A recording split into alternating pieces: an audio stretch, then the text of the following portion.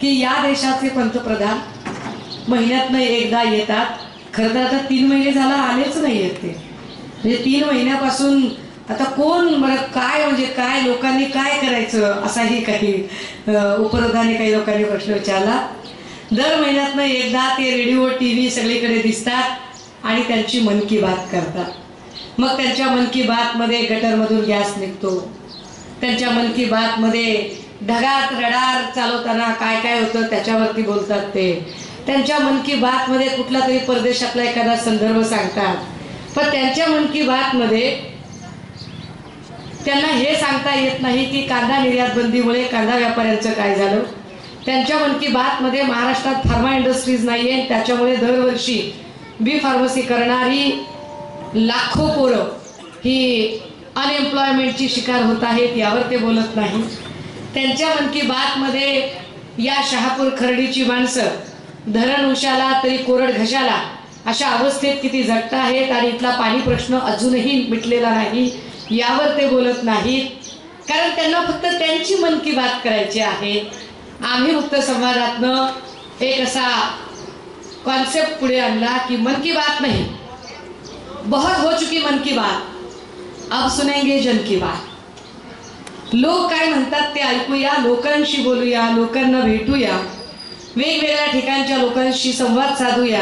कधी ग्रामीण भागातल्या महिला, शेतकरी, आदिवासी, कष्टकरी, विद्यार्थी, बेरोजगार युवक, कधी व्यापारी, या प्रत्येकाशी संवाद साधूया आणि त्यांचं या महाराष्ट्राच्या आणि भारताच्या एकूण राजकारणाबद्दल, इथल्या राजकीय भोवतालाबद्दलचं त्यांचं आकलन काय आहे हे जरा समजून घेऊया. आणि त्यातल्या अनेक लोकांनी जे अनेक अनुभव सांगितले ते अत्यंत थक्क करून सोडणारे आहेत.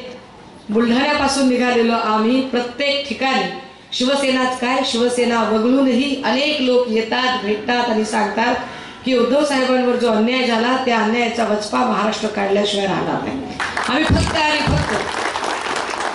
आणि फक्त निवडणुकांची वाट बघत आहोत. स्थानिक स्वराज्य संस्था बरखास्त करून इतकी दिवस झाले अजून निवडणुका झालेल्या नाहीत. या निवडणुका काही होत नाहीत. लोकांचे प्रश्न कुणी सोडवायचे, प्रशासक लक्ष देत नाही.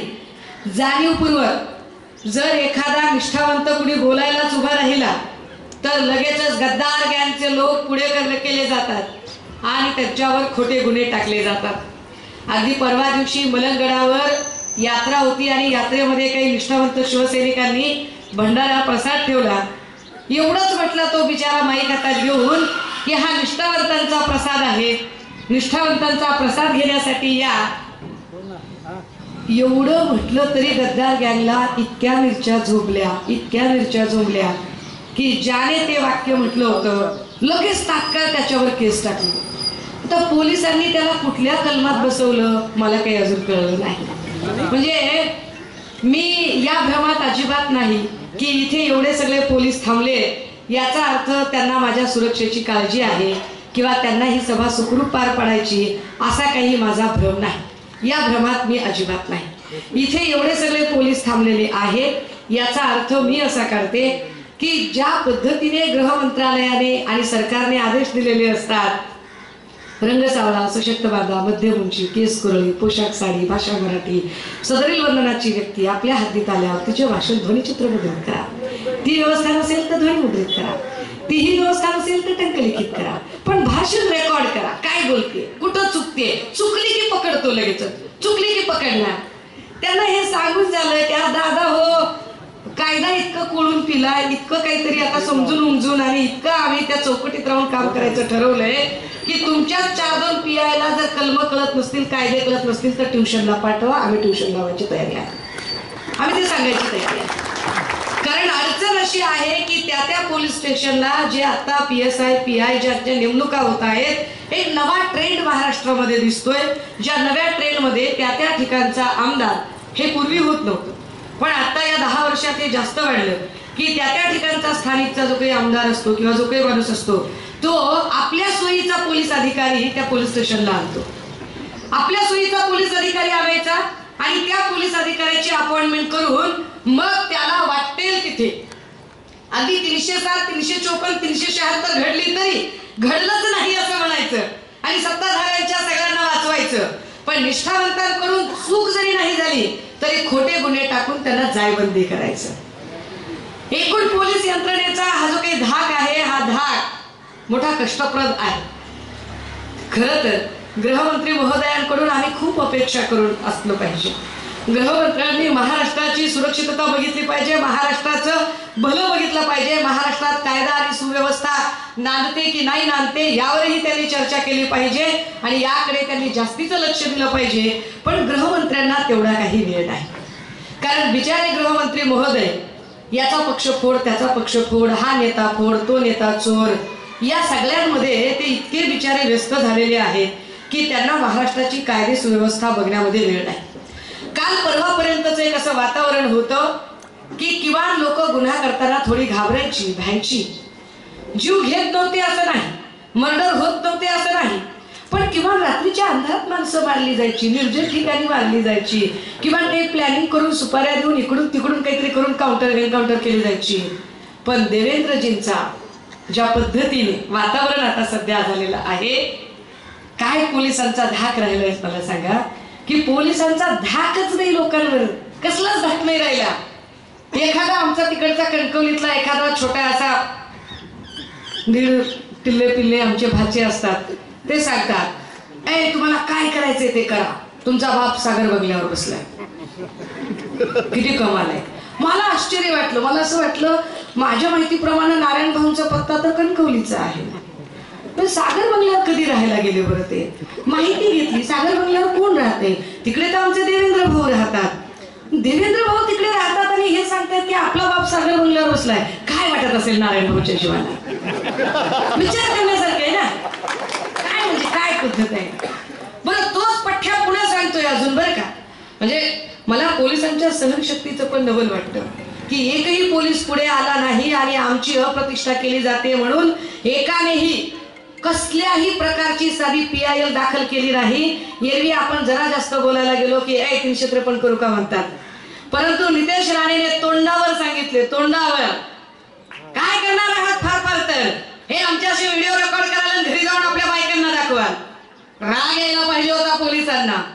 राग येऊन पोलिसांनी धाडकन इकडे गृहमंत्र्यांकडे जा विचारायला पाहिजे होता की आम्ही महाराष्ट्राचं संरक्षण करण्यासाठी इथे आहोत. आमच्या अंगावरची वर्दी ही काही कुठल्या नाटक कंपनीची वर्दी नाहीये. ही आमच्या अंगावरची वर्दी ही फार कष्टाने, मेहनतीनं आम्ही आमच्या घरात आमच्या बायकोचं दुखणं बघितलं नाही, लेकरांचे वाढदिवस बघितले नाही, आई बापाचं गावाकडून येणं जाणं बघितलं नाही. तुमचे दौरे लागले की रात्रंदिवस सण वार सगळं सोडून तुमच्या बंदोबस्तात आलो आणि तुमच्या सत्ताधाऱ्यांचा मुजोर आमदार म्हणतोय की माझा व्हिडिओ काढून बायकोला दाखवा. ही कोणती भाषा आहे? पण एकही पोलीस बोलू शकला नाही. धाक आहे का बघा. का बोलू शकत नसतील पोलीस यंत्रणा? का बरं त्यांना काही म्हणजे कंठ का फुटत नसेल? ही एवढी दमन यंत्रणा कुठली असेल? आणि मग त्याचा परिणाम काय होतो माहितीये का? त्याचा परिणाम असा होतो की मग एखादा गणपत गायकवाड उठतो आणि इकडे तिकडे नाही, डायरेक्ट पोलीस स्टेशन मध्ये शूट करतो. भीती नाही राहिली, वचक नाही राहिला, कायद्याचा धाक नाही राहिला. पोलीस स्टेशन मध्ये एकमेकांना असं शूट करण्यापर्यंत आणि गोळ्या घालण्यापर्यंत त्यांची मजल गेली. कधीतरी निर्जन रस्त्यावर एकमेकांना गाठून मारणारी माणसं फेसबुक लाईव्ह करून मर्डर करायला लागली. फेसबुक लाईव्ह करून मर्डर केला तरी सुद्धा पुन्हा गृहमंत्री काय म्हणतात? पुन्हा गृहमंत्री म्हणतात त्यात काय एवढं? अहो गाडी खाली कुत्रं मांजर आलं तरी विरोधक आम्हाला राजीनामा मागतील. कुत्रं मांजर? एवढी माणसं मेली ही त्यांना कुत्र्या मांजरासारखी माणसं वाटतात. दादा हो, निखिल वागळे पत्रकार यांच्यावर प्राणघातक हल्ला झाला, कुत्रं मांजर वाटतंय?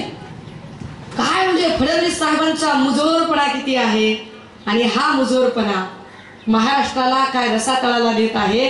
महाराष्ट्राचं राजकारण इतकं गलिच्छ, इतकं घाणेरडं, इतकं अधोपतनाला कधीही गेलेलं नव्हतं जे आम्ही आता बघतोय. म्हणजे आम्हाला लवकर साधा ग्रामसेवक तलाठी भेटत नाही. आमचं 10-11 वाजता कधी ग्रामसेवक तलाठी येत नाही आमच्याकडे. पण राज्याचा राज्यपाल पहाटे 5ला उठून हजर राहतो. कशासाठी? पक्ष फोडण्यासाठी. हा हे सगळे काय टोपीवालेच कार्यक्रम आहेत, काय विषय नाही त्याच्याबद्दल. हे इतकं गलिच्छ राजकारण. आणि तो तिकडचा तो व्हिडिओ स्पेशालिस्ट, हिसाब तर त्यांना पलीकडे. तो देना पड़ेगा हिसाब तो। और किसका हिसाब लिया तूने? ज्याच्यावर आरोप केले तो प्रत्येक जण भाजपमध्ये घेतला, तो प्रत्येक जण गद्दार गँग मध्ये सामावून घेतला, त्या प्रत्येकाला सत्ताधाऱ्यांच्या सोबत पंक्तीला बसून घेतलं। और किसका हिसाब लोगे, कैसा हिसाब लोगे? तोंडात दात आहेत काय ना हिशोब मागायला? तरी काय पद्धतीचं गलिच्छ आणि घाणेरडं राजकारण या लोकांनी चालवलं। या सगळ्यांचा परिणाम म्हणून जेव्हा आपण विचार करतो, बघतो आजूबाजूला, की तुम्ही म्हणाल की ताई तुम्ही आल्या आल्या देवेंद्रजींवर फायरिंग का करताय? महाराष्ट्र की सभी समस्याओं की जड़ वहीं पर है। महाराष्ट्रात आता जे काही प्रॉब्लेम चालू आहे त्या सगळ्या प्रॉब्लेमचं मूळ हे फडणवीस हे आहे।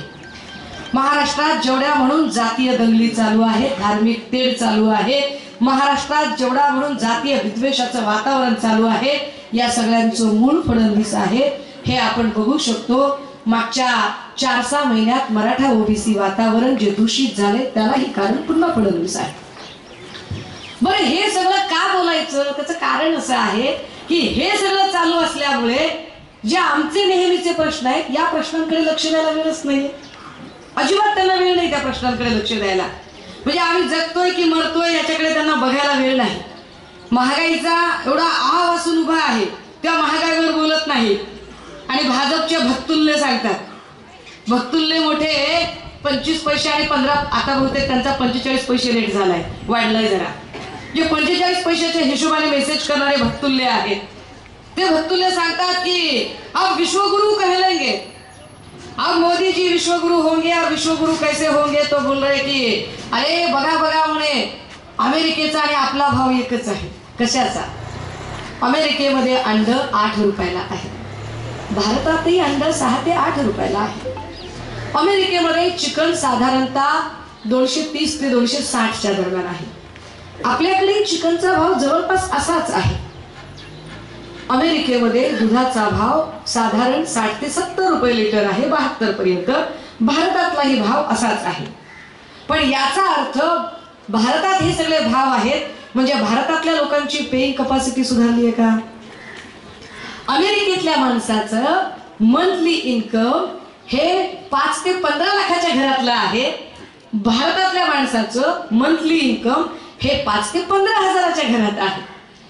15 लाख रुपये मिळवणाऱ्या माणसाला 8 रुपयाला अंड घेणं किंवा 70 रुपयाचं दूध घेणं परवडतं, 15,000 रुपये कमवणाऱ्या माणसाला 8 रुपयाचं अंड किंवा 72 रुपयाची दुधाची पिशवी परवडत नाही।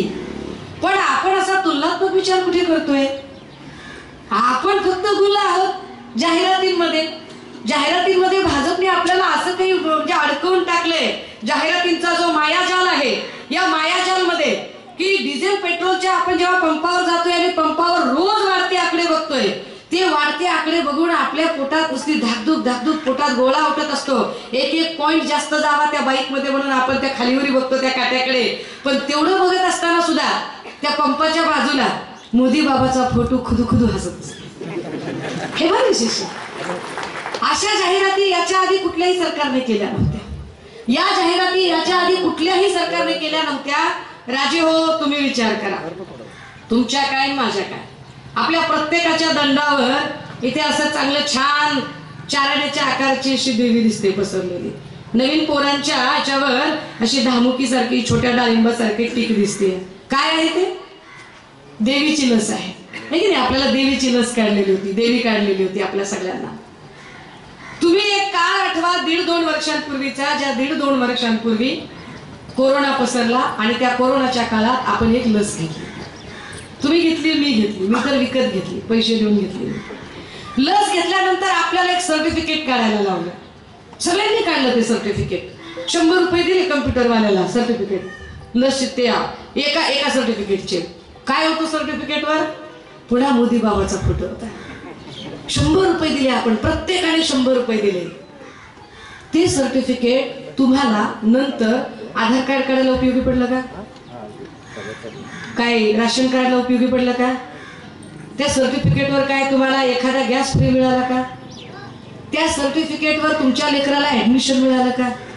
ते सर्टिफिकेट दाखवून तुम्हाला गाडीचा टोल टॅक्स माफ होतो का? मग कशासाठी ते 100 रुपये घेतले आपल्याकडून?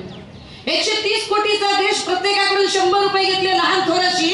130 कोटी गुणिले 100, 1300 कोटी रुपए सरकारने आमच्या खिशातनं वसूल केले, आम्हाला कळलंच नहीं। हमारे डोके में आज नहीं रहा कि अरे वो हमको फंसा रहा, वो हमारे उंगली को अभी ये इधर शाही नहीं चूना लगाने की तैयारी कर रहा, और हम समझ नहीं रहे कुछ भी कि 1300 कोटी रुपए आमच्या खिशातनं कसे काय काढून घेतले, कुणी सांगितलं होतं? बरं जाहिरात ना, ॲडव्हर्टाईज आजचे दिन आणि जाहिरात किती? राजे हो, तुम्ही कधी तुलनात्मक विचार केलाय का? एक लस दिल्यावर त्यांनी एवढी जाहिरात केली आणि एवढ्या सर्टिफिकेटची नौटंकी केली, ते म्हणतात की 70 वर्षात काय झाले? अरे 70 वर्षामध्ये इथं एक नाही 14 लशी काँग्रेसने दिल्या होत्या। 14 लशी, बीसीजी असेल, गोवर असेल, ट्रिपल असेल, धनुर्वात असेल, पोलिओ असेल, 14 लशी तुम्हाला मला प्रत्येकाला, एकाही लशीची त्यांनी जाहिरात केली नाही। आरोग्य व्यवस्था काय होती? ते म्हणतात उद्धव साहेबांनी काय केलं? विचारते कोण माहितीये का? त्यांच्याकडे नेते नाहीये, भाजपकडे एक पण नेता नाही। भाजपकडे जर नेते असते ना तर राज्यसभेत दिसले असते की नाही आता खासदारकीला। भाजपकडे नेते नाहीये, उलट आपण भाजपचे आभार मानूया की पूर्वाश्रमीच्या आमच्या काँग्रेसच्या लोकांना त्यांनी खासदारकी दिली, आभार मानूया, कारण नेताच नाही भाजपकडे। भाजपकडे जे आहेत ते देवेंद्रजींची भाटगिरी करणारे भाट आहेत सगळे,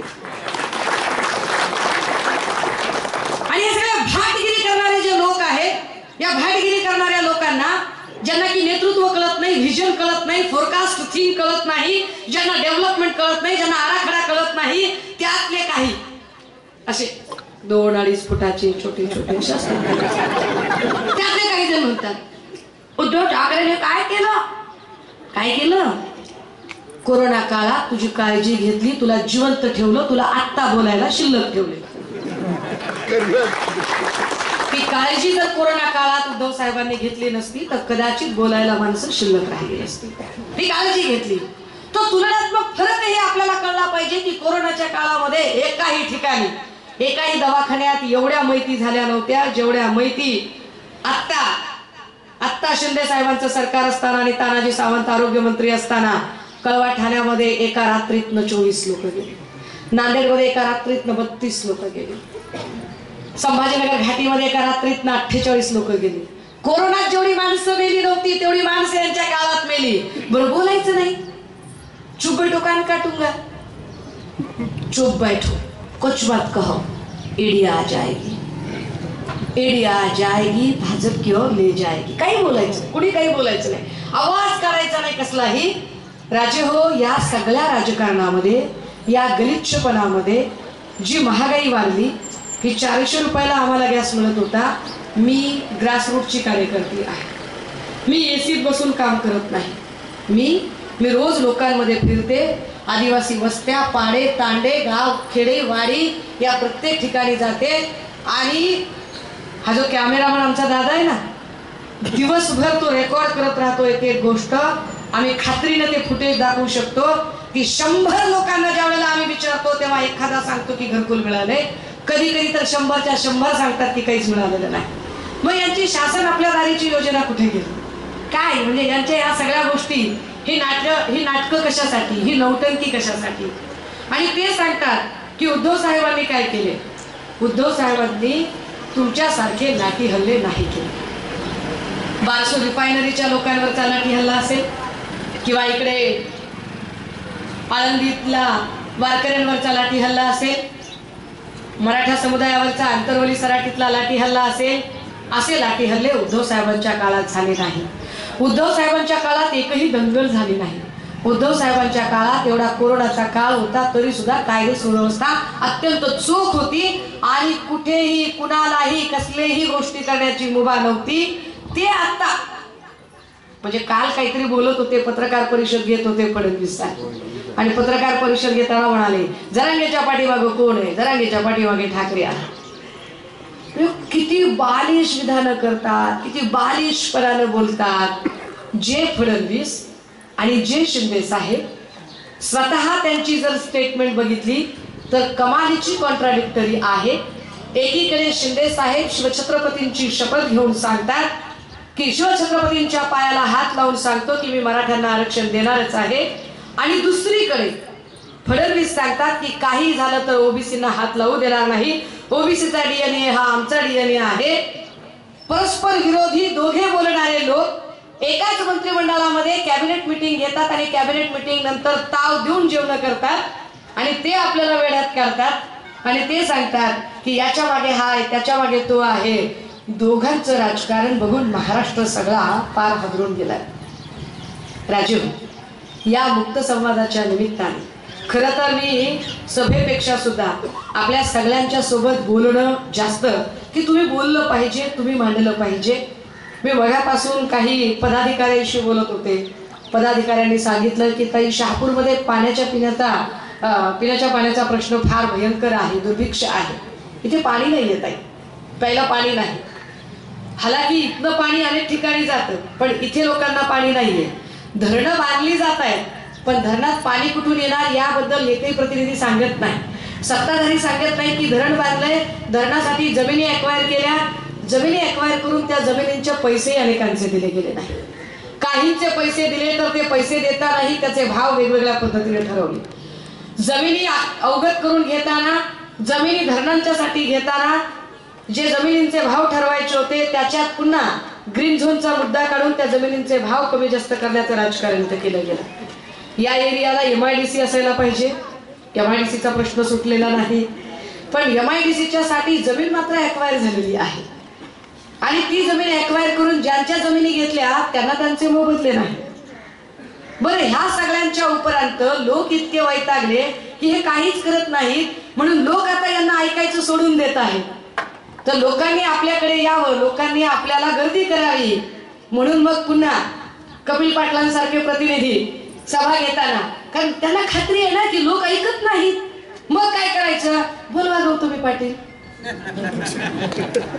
मग लगेच गाणं पाटलांचा बैलगाडा आणि इकडे शिंदे फडणवीसांनी असेंब्लीत केला राडा. आणि ह्यांनी खरंच मार्केट जाम केलंय बरं काय, सरकारने खरंच मार्केट जाम केलंय. खरंच इथे मार्केटमध्ये लिक्विडिटी नावाची गोष्ट फिरत नाहीये, खरंच मार्केटमध्ये पैसा पाणी नावाची गोष्ट दिसत नाही. ज्या पद्धतीचं सगळं वातावरण करून ठेवलंय. राजीव, हे सगळं जेव्हा मी बोलते त्यावेळेला निश्चितपणे माझ्याही मनात विचार येतो की ईडी, CBI, इलेक्शन कमिशन यामध्ये माझं काही नुकसान होईल का. पण ते नसून नाही होणार, कारण माझी पाटी एवढी कोरी आहे की ईडीवाला धाड टाकायला आला तर तोच म्हणेल नाही ताई जर तंगीत चालले का आपण देऊया थोडस. आपल्याकडे काही आपण कभी किसी का कुछ खाया नहीं, कभी किसी का कुछ लिया नहीं. इतना तो फख्र है कि जब कभी कयामत का दिन आएगा उस दिन गर्दन बड़े तन के खड़ी रहेगी, शर्मिंदगी से झुकेगी नहीं. फार ते म्हणजे स्वतःला तो विश्वास आहे. ज्या पद्धतीचं गलिच्छ राजकारण करताना राजीव 10-12 दिवसानंतर कदाचित आचारसंहिता लागेल, फार तर 10 ते 12 दिवसांनी कदाचित हे अधिवेशन संपेल. 8 तारखेला महिला दिवस साजरा करतील आणि कदाचित 8ला किंवा 9ला आचारसंहिता लागू शकते. त्याच्या आधी तुमच्या सगळ्यांशी बोलते, फार काळजी घ्या, फार स्वतःला जपा. 2024चं इलेक्शन जर तुम्ही गमावलं, घडी गेली की पिढी जाते. ही घडी जर तुम्ही गमावली तर विसरून जा, 2029ला पुन्हा तुम्हाला मत द्यायला संधी मिळणार नाही. कारण आत्ताच ते डंके की चोट पर जाहीरपणे सांगताहेत की आम्हाला 1 नेशन 1 इलेक्शन करायचं आहे. आणि 1 नेशन 1 इलेक्शन म्हणजे ज्या एकूण निवडणुका असतील, राष्ट्रपतींची निवडणूक, खासदाराची निवडणूक, आमदाराची निवडणूक, जिल्हा परिषदेची, पंचायत समिती, ग्रामपंचायत, महानगरपालिका, नगरपालिका, ह्या सगळ्याच निवडणुका बरखास्त होतील आणि एकाच जागेची निवडणूक होईल. आणि त्या एका जागेवर पुन्हा फोटोजीवी साहेब उभे राहते आणि ते फोटोजीवी साहेब पुन्हा आपला मित्र अदानीसाठी भरभरून काम करायला लागतील. तुम्ही ठरवायचं या सगळ्या प्रक्रियेमध्ये की तुम्ही कुठे आहात. मी तुम्हाला अजिबात, मी वारंवार सांगते, मी अजिबात तुम्हाला सांगणार नाही की हे बघा आमचं मशाल चिन्ह आहे, याच्यावरती तुम्ही ठप्पा मारा, हे करा ते करा. तुम्ही काय करायचंय ते तुम्ही ठरवा. पण मी तुम्हाला एवढं नक्की सांगेन की तुमच्या येणाऱ्या पिढ्यांचा जरा विचार करा. तुमची जी लहान पोरं आहेत त्यांचा विचार करा. According to Indian constitution chapter 3 article 21A भारतीय राज्यघटनेच्या प्रकरण 3 कलम 21 अ नुसार शिक्षण हा आपला मूलभूत अधिकार. आपण जे शिकलो 10वी 12वी पर्यंत आपण शिकायला फार तर 100 ते 200 रुपये खर्च आले. आता लेकराचं ऍडमिशन घ्यायचं म्हटलं की लाख रुपये काढून ठेवावे लागायला लागले. आमच्या पुण्यासारख्या ठिकाणी तर ऍडमिशन घेतानाच काही पदाधिकारी येतात, ताई खासदार साहेबांचं पत्र पाहिजे. कशाला? ते म्हणतात ताई LKG ला ऍडमिशन घ्यायचं, UKG ला ऍडमिशन घ्यायचं. मला प्रश्न पडतो, LKG UKG च्या ऍडमिशनला जर खासदाराचं पत्र लागत असेल तर नोकरीला काय डोनाल्ड ट्रम्पचं पत्र आणायचं का? विचार करण्यासारखं आहे. याच्यावर कधीतरी विचार करा ना तुम्ही. आपण काय करतोय माहितीये का? आपण लोकप्रिय घोषणांच्या नादाला लागतोय. आपल्या डोक्यात आनंदाचा शिधा ही लोकप्रिय घोषणा राहिली. माया हो, आनंदाचा शिधाच्या नावाखाली 1 किलो पाम तेल आणि अर्धा किलो चणा डाळ. जे पाम तेल कदाचित आपण देवाला दिवा लावताना आपण चांगल्या क्वालिटीचं तेल वापरू, इतकं गचाळ क्वालिटीचं तेल देणारे, त्याच्यातही 100 रुपये घेणारे हे लोक. याचा अर्थ असा आहे सणासुदीला आनंदाचा शिधा देतात. याचा दुसरा अर्थ असा आहे की या सरकारने आम्हाला इतकं भुके कंगाल बनवलंय की आम्ही सणासुदीला आमच्या स्वतःच्या पैशानं गोडधोड बनवून सुद्धा खाऊ शकत नाही. याचा अर्थ असा आहे की हे आम्हाला भुलवतात. एकीकडे आपण 100 रुपये आनंदाचा शिधा मिळाला म्हणून खुश होतोय, पण 100 रुपयाचा शिधा शिजवण्यासाठी तुम्हाला जो गॅस पेटवावा लागतोय तो 1200 रुपयाला लागतोय. आता ते तुम्ही ठरवायचं की जो 400चा गॅस होता तो 1200 वर गेलेला आहे. शिक्षणाची परिस्थिती इतकी वाईट आहे की आता सगळ्या भांडवलदारांच्या शाळा होत आहेत.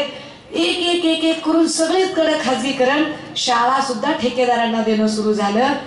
मी वारंवार सांगते की नाशिक सटाण्याजवळ ठेकेदाराला शाळा दिली, ठेकेदाराने शाळा चालू केली नाही, लेकरांना शिकवलं नाही. ठेकेदाराने पहिला कार्यक्रम काय घ्यावा तर शाळेचं ग्राउंड गौतमी पाटीलच्या कार्यक्रमासाठी किरायला दिलं. भारी कार्यक्रम आहे सगळ्यात. शाळा कुठे? अरे लेकरं शिकलीच नाही, लेकरं अडाणी राहिली तर काय आपल्या काय पिढ्या सुधारणार आहेत? किती बेसिक गोष्ट आहे. बायकांना म्हणे आम्ही तुम्हाला प्रवासासाठी तिकीट देतो. तुम्हाला प्रवासाचं तिकीट पाहिजे की तुमच्या लेकरांना फुकट शिक्षण पाहिजे? मी या मुक्त समाजाच्या माध्यमातून जेव्हा महाराष्ट्रभर फिरते, उभा आडवा महाराष्ट्र, आणि हो कॉस्मोपॉलिटन सिटीज नाही बरं का, छोट्या छोट्या गावांमधून जेव्हा जाते तेव्हा एक मात्र मला आवर्जून सांगावंसं वाटते की बाकी काही मागू नका गडे सरकारला. आपल्याकडे इलेक्शनला खूप पुढारी येतात. आपण इलेक्शनच्या पुढाऱ्याला काही सांगत राहतो, क्या चाहिए बोलो, काय पाहिजे तुम्हाला? आणि आपलं ठरलेलं असतं साहेब ते आम्हाला काही नको पण मंदिराचा कळस चढवा. कशासाठी? साहेब ते आम्हाला काही नको पण अमक्या रस्त्याला अमक्या चौक्याला अमक्याचं नाव द्या. रस्त्याला आणि चौकांना महापुरुषांची नावं देण्यापेक्षा महापुरुषांच्या रस्त्यांवरून चालणं जास्त महत्वाचं आहे, हे लक्षात घ्या. आणि हो काही जर अजून त्याच्या पुढचं सांगतात साहेब आम्हाला काही नको पण ते स्मशानभूमीचा कंपाऊंड वॉल बांधून द्या. कशाला पाहिजे स्मशानभूमीचा कंपाऊंड वॉल? जो बाहेर आहे त्याला मध्ये जाऊ वाटत नाही, जो मध्ये गेलाय तो बाहेर येणार नाही ची गॅरंटी आहे. म्हणजे आपण किती युजलेस गोष्टी मागतोय.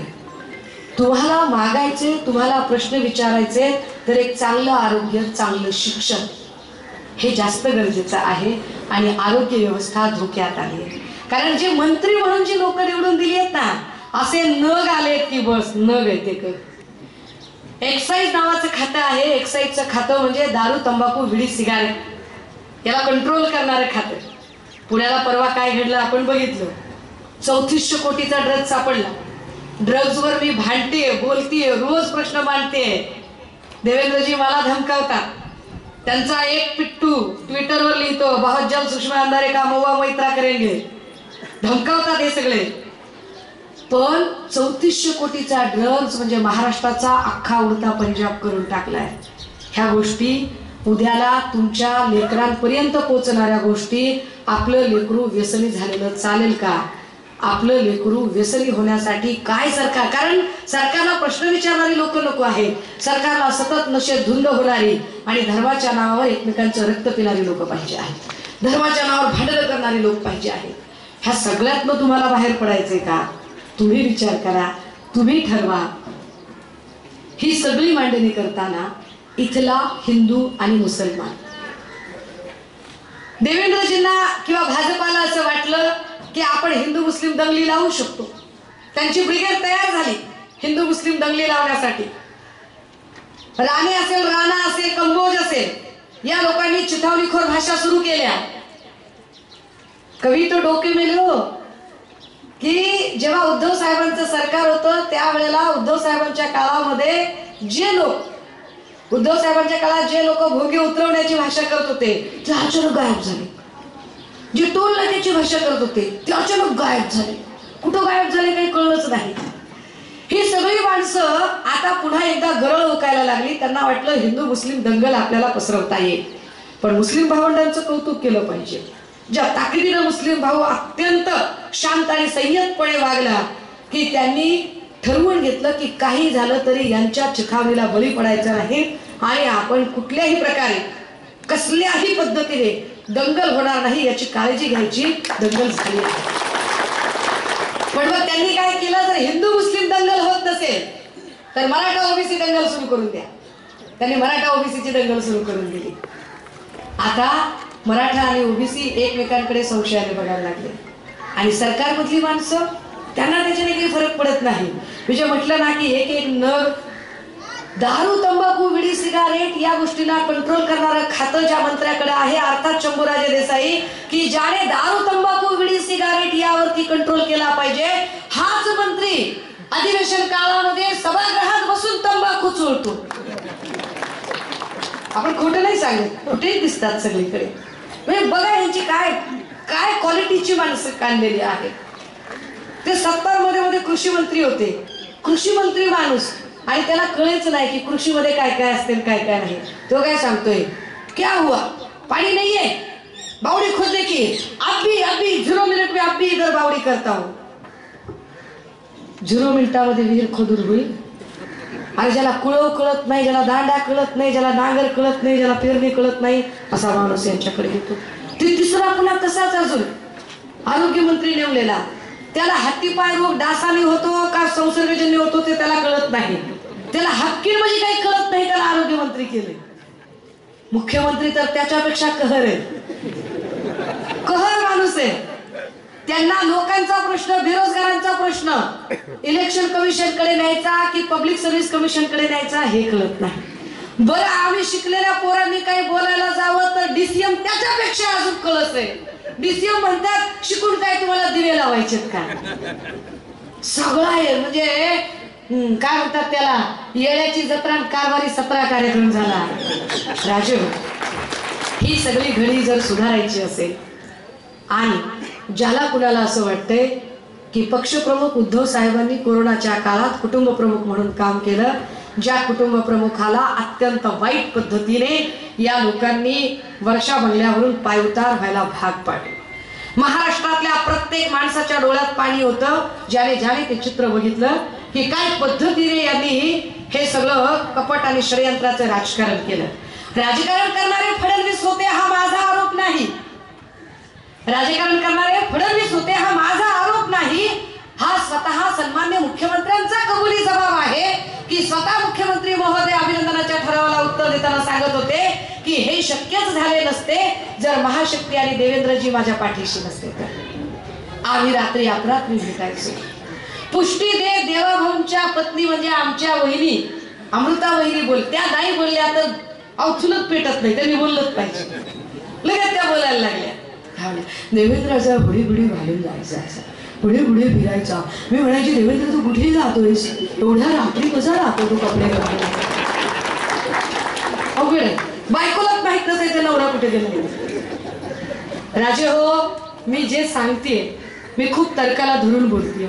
मी याच्यातली एकही गोष्ट वेग बोलत नाहीये. यातल्या कुठल्याही गोष्टीला सिद्ध करण्याची माझ्यात क्षमता आहे, कारण हे सगळं पब्लिक डोमेन मध्ये आहे. माया हो, जिथं महिला अजिबात सुरक्षित नाही, महिलांच्याकडे बघण्याचा दृष्टिकोन अत्यंत हिंकस आणि वाईट आहे. एकीकडे आमच्या निष्ठावंतांवरती अत्यंत खोटारडे गुन्हे टाकून त्यांना जायबंदी केलं जातं, दुसरीकडे मात्र जरा काही झालं नाही तर म्हणजे माझ्याबद्दल एका आमदाराने बेताल वक्तव्य केले. मी 10 पोलीस स्टेशन फिरले, एकाही पोलीस स्टेशनने माझी FIR घेतली नाही. पण ती कसली तरी आशीर्वाद यात्रा काहीतरी होती, त्याच्यामध्ये प्रकाश सुर्वे आणि अजून एक कोणीतरी होत्या. काय रॅलीमध्ये काय घडलं, काय व्हिडिओ काय झालं आपल्याला काय आपण चांगली माणसं, आपण कशाला काय बोलू. त्याच्यावरून किती नुसता म्हणजे व्हिडिओ ह्यांचा रेकॉर्ड ह्यांच्याच पोराने केला, दुसऱ्याने नाही केला, त्यांच्याच पोराने व्हिडिओ रेकॉर्ड केला. आम्ही नुसतं बघितलं बाबा उघडून, काय आहे ते नुसतं उघडून आता दिसतंय तर बघतोय माणूस, त्याला काय आता हिसाब तो देना पलीगा. ती लोकांच्या मागे इड्या लावते, लोकांनी त्याच्या शिड्या काढल्या, दिसतंय तर बघतोय, त्याला काय एवढं. नीतिमत्ता विकून खाल्लेले लोक, नीतिमत्ता नावाची गोष्ट ज्यांच्याकडे नाही, ज्यांच्याकडे कुठलाही खरेपणा नाही, अशा सगळ्यांनी मिळून हा महाराष्ट्र लुटून कायचा ठरवला. महाराष्ट्रात आता आशा वर्करचा पगार नाही, अंगणवाडी सेविकांचा पगार नाही, जुनी पेन्शन योजनाचे लोक आंदोलन करत आहेत, आरोग्य भरतीचा पेपर फुटत आहे, कुठलीही नवी नोकर भरती नाही, सुशिक्षित बेरोजगारांचे जथ्थेच्या जथ्थे वाढत आहेत. या सगळ्या लेकरांनी पुण्या मुंबईत येऊन काम करायचं म्हटलं तर पुण्या मुंबईतल्या सगळ्या उद्योग कंपन्या या गुजरातला रवाना केल्या जात आहेत. जणू काही आम्ही सरकार निवडलंच नाही, आमच्याकडे शिंदे फडणवीस नावाचं सरकार हे सरकार नाही तर गुजरात्यांचे मुनीम म्हणून काम करत आहे. काय जे असेल ते उचल की ने गुजरातला, उचल की ने गुजरातला. जर हा महाराष्ट्र वाढवायचा असेल, घडवायचा असेल, हा महाराष्ट्र पुन्हा एकदा सुसंस्कृतपणा या महाराष्ट्राचा जागवायचा असेल, तर या मुक्त संवादाच्या माध्यमातून आम्ही फक्त एवढंच अपील करू शकतो की फोडाफोडीचं राजकारण, कारण याने नुकसान काय झाले माहितीये का, की ज्या कुठे सरकार अस्थिर असतं तिथे लोक गुंतवणूक करायला मागत नाही, लोक गुंतवणूक करत नाहीत. तिथे एकही उद्योजक महाराष्ट्रात गुंतवणूक करत नाहीये, तो गुंतवणूक करायला घाबरतोय, कारण इथलं सरकारच स्थिर नाहीये. सतत बदल होत आहेत, सतत बदल होत आहेत. आता 2 उप झाले, कदाचित अशोकराव 3रे उप झाले तर जवळ वाटू नये. आणि मूळचे भाजपा येते काय सतरंजा उचलतील म्हणा, त्यांनी तेच केलं पाहिजे, कारण त्यांनी जी पापं केली त्या पापाची शिक्षा त्यांना मिळाली पाहिजे ना. जे काही विष पसरवलंय त्यांनी सोशल मीडिया आणि या सगळ्यांकडून, त्यामुळे त्यांनाही ती शिक्षा मिळाली पाहिजे.